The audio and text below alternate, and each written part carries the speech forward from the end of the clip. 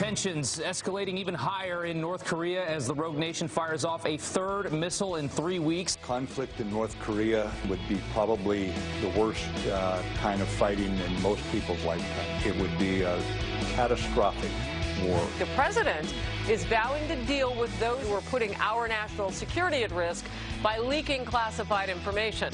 It's borderline treason. You believe it's treason to leak some of this stuff? You believe that's treason? I do believe it is. Angela Merkel, she says, look, Germany's on its own. We can't rely on the United States any longer. There's absolutely no reason for us to be funding the security of a rich country. What keeps you awake at night? Nothing. I keep other people awake at night.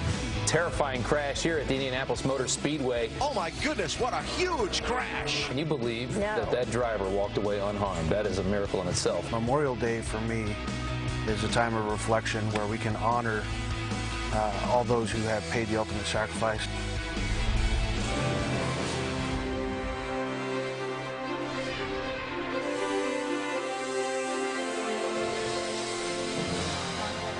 Yeah, the America the Beautiful and New York, New York are the two that we would prefer to have on the you just don't get into the song deep enough. Yeah, I think they want, even if it's longer than a minute, they'd rather America the Beautiful for the top. Just because more people see it. Let's do that.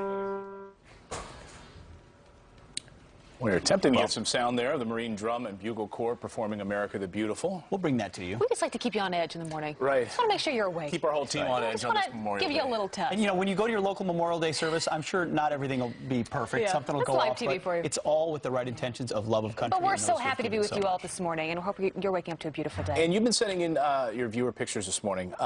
We asked you to send in pictures of those you wanted to memorialize, family, friends, relatives, neighbors, etc. Raina has sent in one. Yeah, remembering her uncle, Hugh North, who was killed in action in Okinawa during World War II. Wow.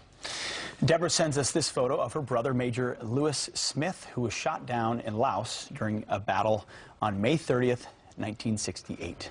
And Richmond and Mary remember their son, Lance Corporal Daryl Schumann, who made the ultimate sacrifice in Iraq on January 26th, 2005. And this one's a little personal to me. I want to remember my great-uncle Clayton Huntsman, who was killed in action during World War II while piloting a P-40 Flying Tiger. And it's funny, he looks a lot like my younger brother, both of them actually, who are in the Navy. Both serving right now. Yeah, one is actually a pilot.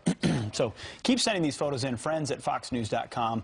We love seeing them. We love sharing them. This is ultimately a civic celebration in this country on Memorial Day. We remember these guys and gals and everything they've given. And their service. All right, Jillian is standing by with a look at the other news stories making headlines this morning. Good morning, Jillian. That's right. Good morning to you guys. And to reiterate, thank everybody for their service out there. Let's begin right now with Fox News alert. A Navy SEAL falls to his death when his parachute fails to open, sending him plunging into the Hudson River.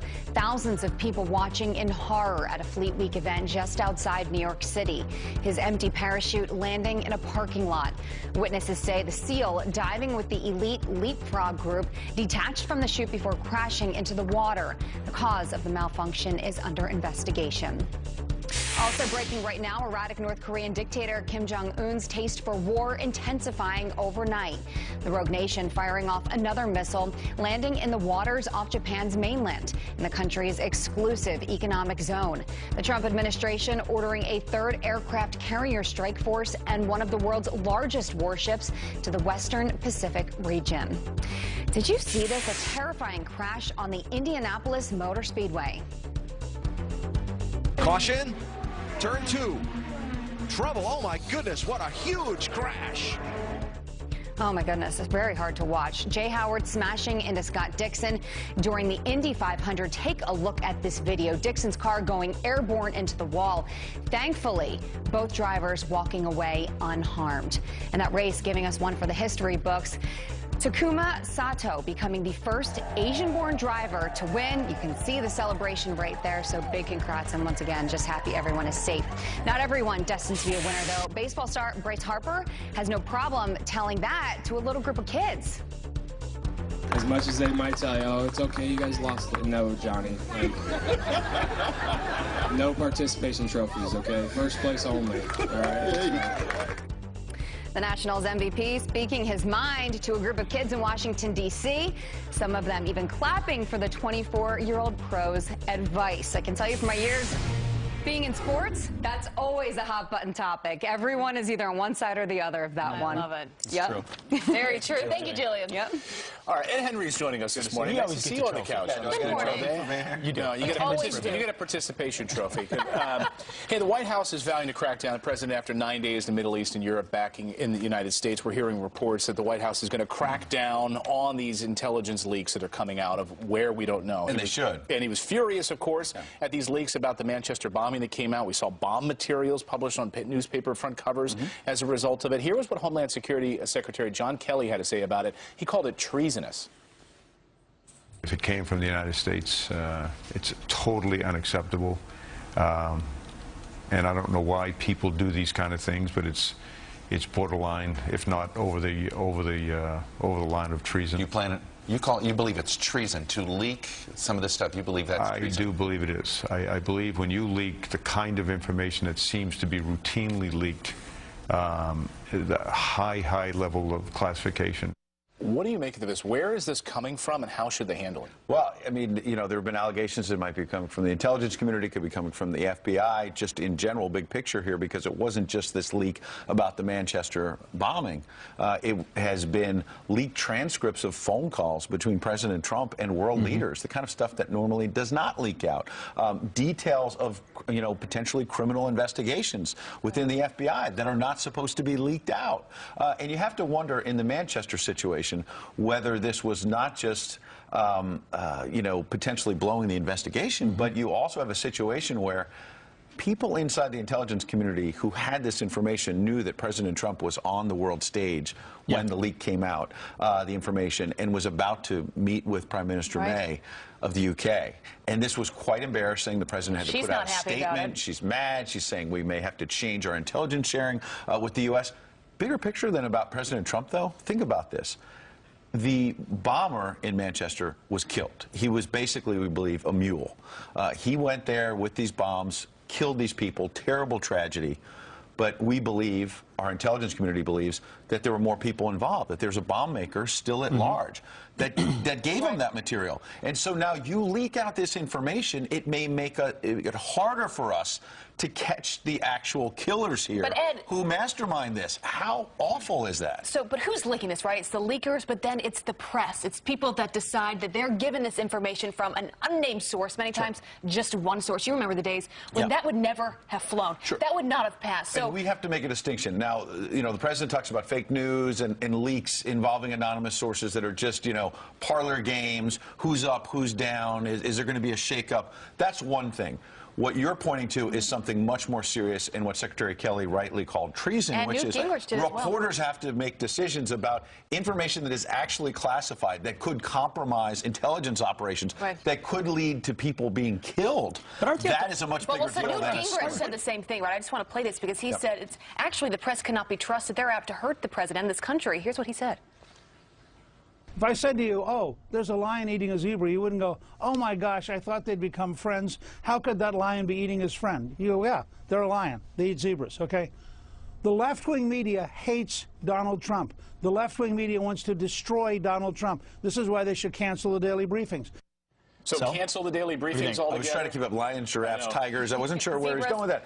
But in all seriousness, this I'll translate press, left-wing, anti-Trump. This is where I'll push back, okay? This is where I think you have to make a distinction. I think Newt Gingrich is taking, and others, including Pete, our friend Pete, are taking specific cases where intelligence is being compromised, classified information is being leaked illegally.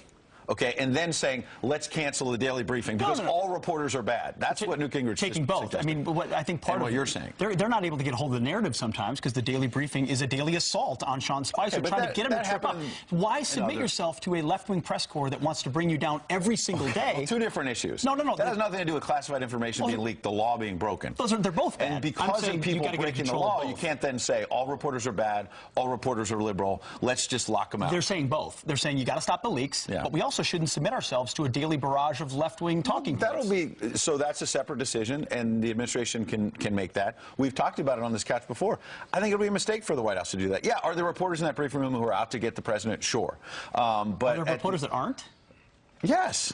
Well, John Roberts is fair. There are Okay, other no, reporters. I'm John excluding Crowley. Fox, I mean, I can name a whole bunch of people. Ed, is there Let's talk balance, about. though? So I just think it's this brush that you're painting that everybody in that room is out to get the Maybe president. I don't maybe think there's a balance. Maybe there's a way for both sides. You know, Yeah, maybe and not if to the have a administration daily wants to have less presentation. briefings, that's their choice. It will also hurt them some days because the president will want to talk about tax cuts, and they don't have a briefing that day. That doesn't make sense. Front page of the New York Times, there's a couple of stories about Jared Kushner this morning. Jared Kushner's role in White House under strain reads that headline, and this back-channel discussion with the press, or excuse me, with the Russian government before the election. I'm sorry, before the election, during the transition, and we know that this back-channel was never set up, but these attempts to do it.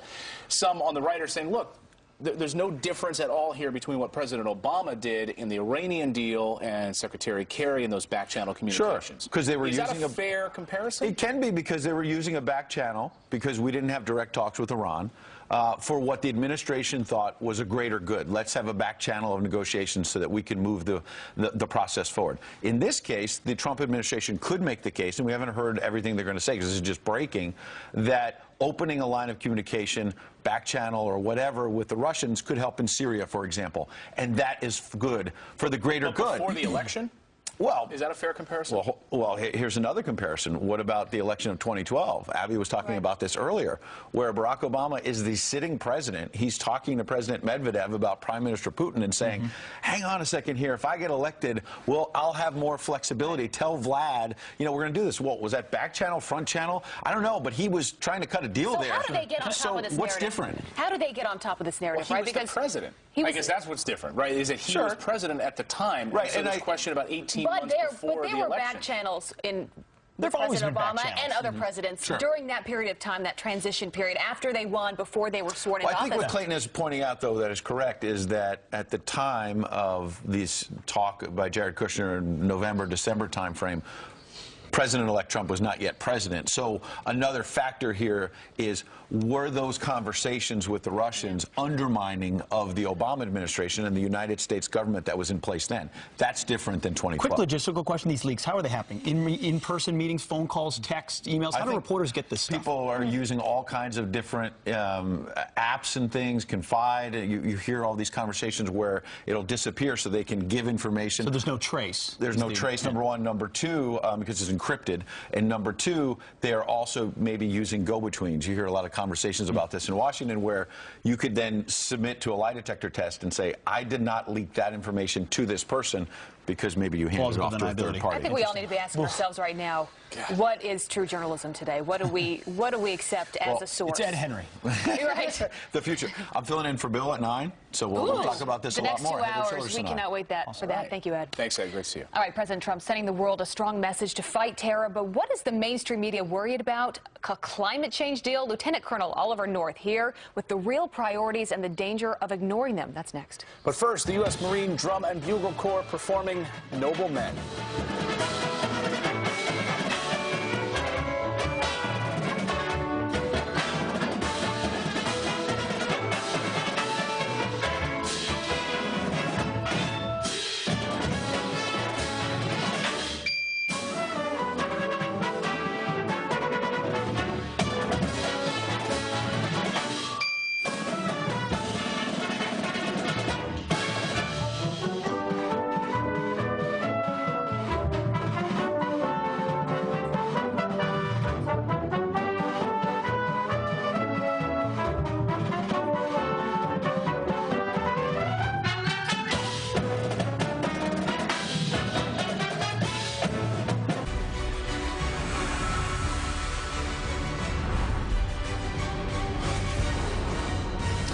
Welcome back. On the heels of a terror attack in the UK, the president vowing to beat ISIS and keep us safe from terror. Meanwhile, the left-wing media, however, is horrified by what they feel is the president's failure to recognize climate change. So is this the last thing America should be fighting for, or the first thing in the age of radical Islam? Here to weigh in, Fox News military analyst Ollie North. Ollie, good to see you this morning. Good to be with you, Clayton. Thank you. So is climate change the most dire threat facing all of us today, or is it something else? Well, if you listen to Angela Merkel, she'd say, yeah, it's climate change. But the greatest threat that we face today isn't a melting polar ice cap. It's the existential threat of a nuclear-armed radical Islamic state called Iran and their allies in the Democratic People's Republic of Korea. So what can this president do to try to stop that? We've seen the saber rattling even while the president was traveling in the Mideast and Europe. We saw Kim Jong-un firing off repeated missiles, and where they were first duds, it seemed like a few months ago, it seems like they're figuring stuff out. Oh, they are. There's no doubt about it. They've 9 times already this year and 1 a week now the last several weeks. So, yeah, last night another one. Right. Look, the bottom line of all of this, Clayton, is that it's apparently escaped the notice of our intelligence services how the Democratic People's Republic of Korea can afford to build nuclear weapons and ICBMs in a country where grass is a vegetable. The answer is the Ayatollahs have been paying for the fat dwarfs of Pyongyang's nuclear and ICBM research for years. So the answers: 1, build ballistic missile defense to protect this homeland and start on it yesterday. Number 2, real sanctions against any Chinese, Russian, European, read any business, doing any business whatsoever with Iran and or the Democratic People's Republic of Korea. That's the only way you're going to stop it. And dismantling this nuclear agreement, this Iranian nuclear agreement that President Trump has stepped all over. Defense Secretary James Mattis, Mad Dog Mattis, for the first time, we saw a sit-down interview with him yesterday on one of the Sunday shows, and asked whether or not, or what keeps him up at night. Here's how he responded. What keeps you awake at night? Nothing. I keep other people awake at night. Is he the guy to make the changes? Do you buy that? Well, yes, certainly, but Congress has got to get in the act and start funding these kinds of things. It's great, and Jim Mattis is a remarkably effective Secretary of Defense. We've needed one like this for a long time. The bottom line, however, is that we've got to make sure that those who are supporting this nuclear program, and that includes the Russians and the Chinese, they have got to be stopped, and the only way to do that is to start sanctioning any business, doing any business whatsoever with Iran and or the Democratic People's Republic. Colonel, great to see you on this Memorial Good Day. to be We with appreciate you. you joining us. Thank you so much. Well, he was a member of the Navy's most elite unit, SEAL Team 6, killed in action in Afghanistan. Now his Gold Star mother is keeping his story alive to teach a younger generation about sacrifice. You're going to hear that story next. Good morning to you. Welcome back to Fox and Friends on this Memorial Day. Some quick headlines. A gunman launches a door-to-door murder rampage, starting with a sheriff's deputy. 36-year-old William Durr shot and killed responding to a fight between suspect Willie Godbolt and his estranged wife. Godbolt accused of murdering victims at 3 separate homes, only stopping when he ran out of bullets. And 3 slides remain closed at a brand new California water park after a 10-year-old boy is launched off a ride and onto the concrete below. The slides manufacturer visiting The Wave today to try to figure out what happened. The incident happening just 90 minutes into opening day. The boy isn't seriously hurt. Abby? Just glad he's okay. Thank you, Gillian. Well, this Memorial Day, a Gold Star mom is remembering her fallen Navy SEAL son, Aaron Vaughn. He was among the 30 Americans killed back in 2011 when their chopper was shot down in Afghanistan. She is now carrying on her son's legacy with her new book, World Changer, A Mother's Story. And Karen Vaughn joins us right now. Great to have you with us, especially on today, which is so important. It's wonderful to be here. Thank you. So tell us about Aaron. So Aaron was the most amazing kid. He was a child who knew exactly what he was created to be. From the time he was 8 years old, he'd tell anyone who'd listen that one day he was going to be a Navy SEAL. And he overcame unimaginable odds to achieve that dream. But on a personal side, he was just a jokester, a prankster, always making us laugh, just larger than life. He was a kid who believed in people. You know what I mean? He just always he elevated everyone he knew to be a better version of themselves. That's the best way to describe him. He was an incredible human being. You probably miss that laugh so much. I miss it so You know, died at the young so age much. of 30, but boy, did he serve this country well. What happened? On August 6, 2011, Rangers were in a raid about 3.5 hours into a firefight in the Tangi River Valley in Afghanistan. This was just 3 months after we killed Osama bin Laden.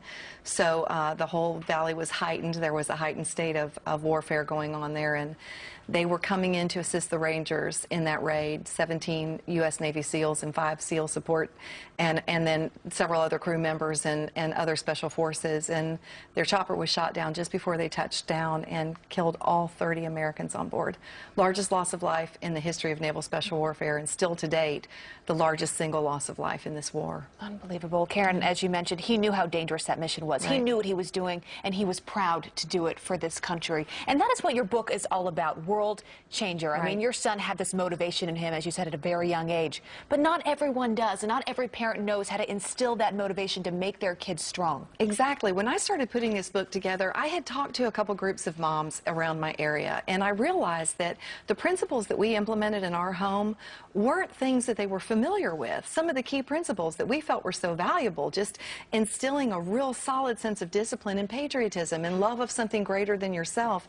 And when I realized that, I thought, I'm gonna write this book about Aaron, and I'm gonna put in the midst of it just hundreds of life lessons, nuggets to moms and dads out there on how to raise kids who believe they can achieve, kids that aren't slackers but achievers, because that's what America was founded on, is people who believed and dreamed and pursued, like you, you know, and that's what Aaron did. And so there are serious ways that you can implement principles in your home that will allow you to raise a child like that. And that's what I want to do with World Changers, just lend my voice to homes across America to raise great kids. It's patriotism and it's love for this great country that is so important to instill in this next generation. Just quickly, your message. I mean, there's so many moms out there, families that have lost someone they love or are sending out members of their family to go serve. My two brothers are some of them. My mom is probably watching this right now. What is your message today? My message is be confident in the fact that what your child chooses for their life, they've chosen for a reason. They were created with that instinct to protect and defend. And so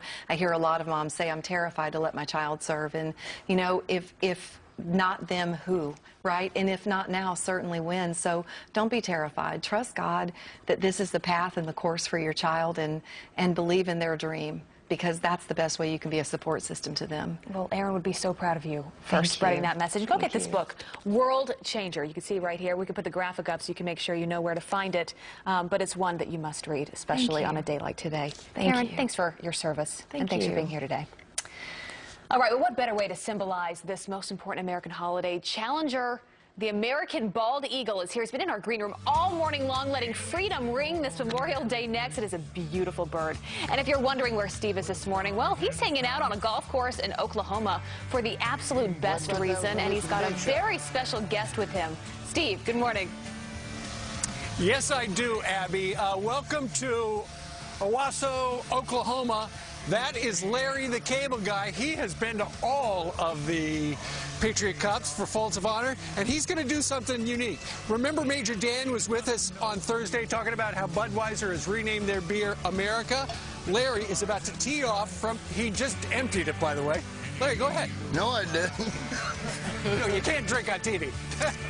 I didn't drink on TV. I spit it out.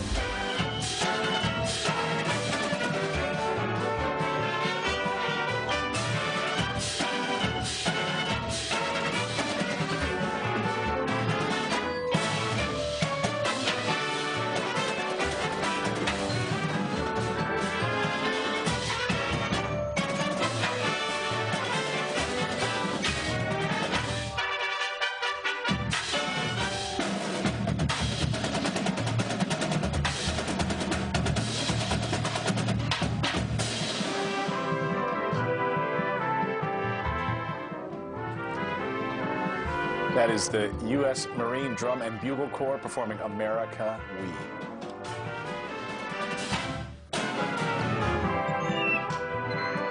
We're honoring our nation's heroes this Memorial Day with a very special visit from Challenger, the Bald Eagle. Al Cicerni is the president of the American Bald Eagle Foundation, and he joins us now. Al, great to have you back here. So, what a beautiful bird. Yeah. 28 years old. It's hard to believe. You know, you've been on the show, I think, for 10 years with us. You're sharing the story of Challenger. For those of our viewers that don't know the story, how did you come to find Challenger? How was Challenger discovered? Challenger was blown out of a nest as a baby in a storm at about 5 weeks of age. He didn't have all of his feathers. He wasn't full size. Some people found him. He wasn't injured, but they hand raised him accidentally, and he became what we call a human imprint. So whenever he was released into the wild, he'd always land near people and beg for food. And the foundation acquired him after he had landed near someone the third time, and the government decided that he needed to be used for education and wouldn't survive very long in the wild. Now, I know that he's eyeing up Pete, because Pete is always around meat. Yeah, you said no food, and this is the wrong person since no food and no moving your hands, and I'm a hand talker, so it's been dicey. It's been really difficult for you to talk. I know. How do you do that? I might not talk in this segment, just like this. It's a hand talker. So what is the message of Challenger on this Memorial Day, and how important is this bird as our national emblem? Well, you know, today we're kind of honoring the people who fought and died for our country throughout our history, and so many people have given the ultimate sacrifice for defending our freedoms and our rights, and so Challenger's here to symbolize that effort. And what can he do? I mean, some pretty cool stuff. Stadium flights. Yes, Challenger flies into stadiums during the Star Spangled Banner. He's the first eagle in U.S. history to do that, and so he's got a special niche in American Eagle history, you might say. How much does he weigh? He weighs about 6 pounds. Yeah. Beautiful, beautiful bird. I've never seen Pete so still in my entire life. I really haven't. This is amazing. Can we have you on all the time? I'm mesmerized. No, when's the last time you were a foot away from a bald eagle and staring you in the eye? In the commercial break, to be fair, Challenger did slap him in the back of the head with his wing. Yeah, we're also here to talk about American Eagle Day, which is an effort that the foundation has been involved in for over a decade. And we've been getting resolutions passed by the U.S. Congress for, going back to 2007. We've got 49 governors on board across the state and across the United States. And so we're right now trying to get a U.S. president involved in declaring American Eagle Day to make it a final thing so it'll be celebrated every year on June 20th. President Trump is watching this morning. Maybe you can get on board with that. Hey, Al, great to see you. Challenger, you want to read the text for me? Nice job. You want to read the text? No. Well, Memorial do Day a Challenger voice, is a time to remember our fallen heroes and the sacrifices they've made for our freedoms. It is for that reason that the Folds of Honor Foundation created the Patriot Cup Championship, which helps raise money for scholarships given to children and spouses of fallen or wounded servicemen. That is right. Our own Steve Doocy joins us now from the event in Owasso, Oklahoma, with the founder of Folds of Honor, Major Dan Rooney, and Larry the Cable Guy. I know you thought that was the most patriotic place, but we've got a bald eagle on the couch, so we're competing with you today. It's right up there. I'll tell you what, though, Larry the Cable Guy would say never in show business should you ever follow children or animals, and you're following the eagle. No, you should never do that. You should never do that. Hey, bud, it's good to be on. I love this. Look at this, y'all. This is the Mr. Roper look. He's got on the Mr. Roper outfit today. Three's Company. Dan Rooney, it must be great that you've got celebrities like Larry the Cable Guy. Showed up at the gala last night, although he's been coming to the gala for years. And as it turns out, he was a fantastic auctioneer. He auctioned off the tuxedo, the camo tuxedo I was wearing. I know, for $6,000. $11,000.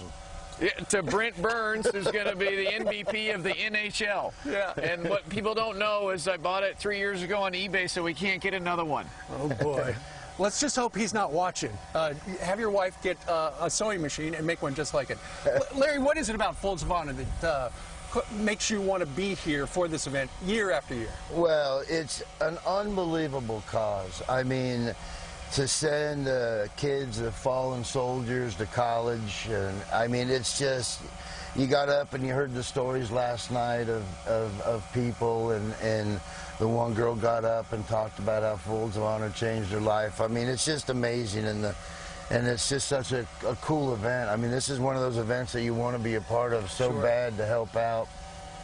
But it's just great. I mean, and on Memorial Day, I mean, if it wasn't for the vets doing what they did, we wouldn't be able to be out here, because there's a lot of evil in the world and they're fighting it back. Amen to that, brother. So we appreciate it. We love coming down here. And honestly, if you said that banquet last night and you didn't have a couple tears coming out, then you're not human, that's for sure. That's right. And Dan, I didn't realize that there are so many needy families out there who simply, for one reason or another, do not qualify for regular scholarships. Yeah, and it's amazing statistics, Steve. There's about 1.5 million dependents now that have had someone either killed or disabled just in Iraq and Afghanistan. Nearly 9 out of 10 get no federal education assistance, and that is where Folds of Honor steps in.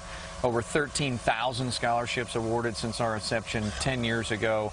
And unfortunately, despite a record year, we'll put about $15 million out this August. There are millions in unfunded requests. So freedom is not free, and that's why we're here over Memorial Day to help raise funds and ensure we don't leave a family behind on the field of battle. Absolutely. And without giving out a name, earlier this morning, watching you on Fox and Friends, there was a donor, a large donor, who saw the appearance where you talked about how you're trying to put a lot of spouses and children of fallen warriors to college, and they were so moved they wound up writing you a big check this morning. They did. They saw our first segment and pledged $100,000, which more importantly is 20 scholarships that will go out the door in August. And just it speaks to the power of the Fox Nation. It really does, and how truly patriotic they are, and how we all want to say thank you for our freedoms, especially on Memorial Day. Sure.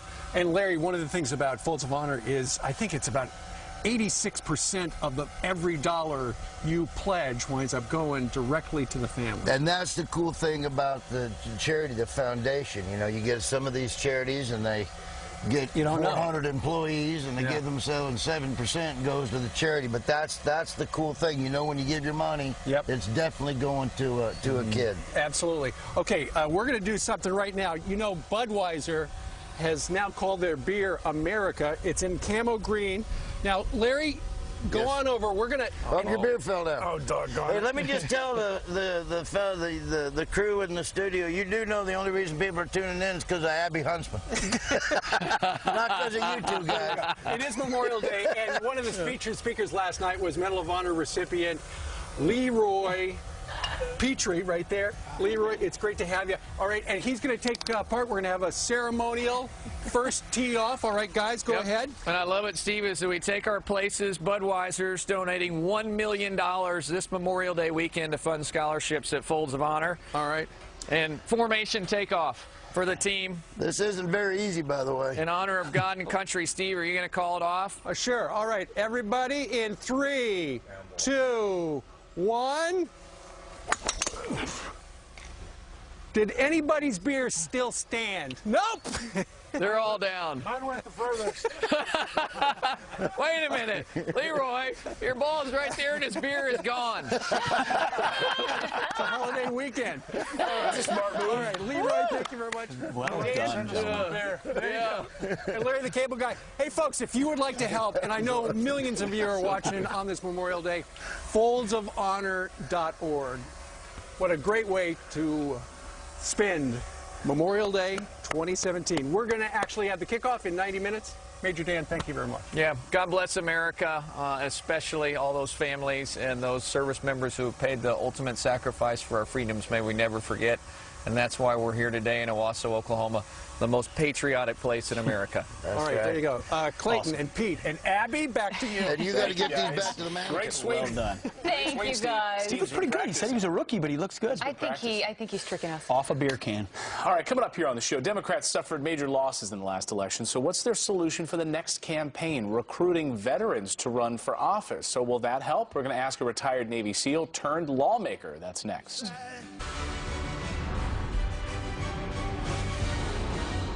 Welcome back. Well, they suffered major losses in the last election. Now, Democrats' solution for the next campaign, recruiting veterans to run for office. But with 99 veterans in Congress, 73 of those 99 are Republicans, and 26 are Democrats. Will this plan really help improve the Democratic image? Let's ask former Navy SEAL and current Virginia Congressman Scott Taylor. Congressman, thanks for joining us this morning. So, right now, the Republicans... Morning, brother. How are you? I'm doing well, and I know you appreciate this Memorial Day as much as we do. Thank you for your service and for all the men that you served alongside who are not here with us. I know you think about them today, as do we. But on the political side, Dems want to take back the House, and they think recruiting veterans to run as Democratic candidates in the House improve their chances. What do you make of that strategy? Well, obviously, veterans aren't monolithic. You know, we have Democrats and Republicans. We tend to be conservative. I think the strategy is it's a decent one.